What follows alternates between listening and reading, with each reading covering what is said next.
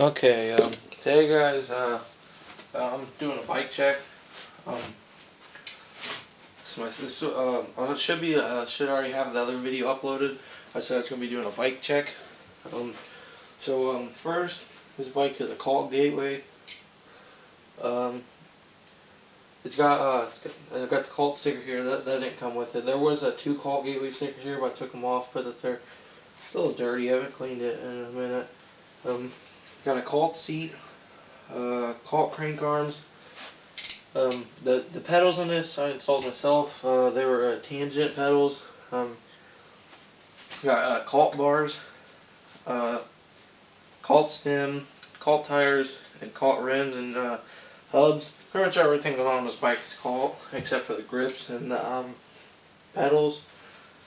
The grips, there were originally Colt Vans grips, but I took them off. And there was originally Colt pedals on here. I took them off. There was originally Vans tires on here. I took them off and put these tires on here and stuff. Seats Colt too. I don't know if I said that already. I should have.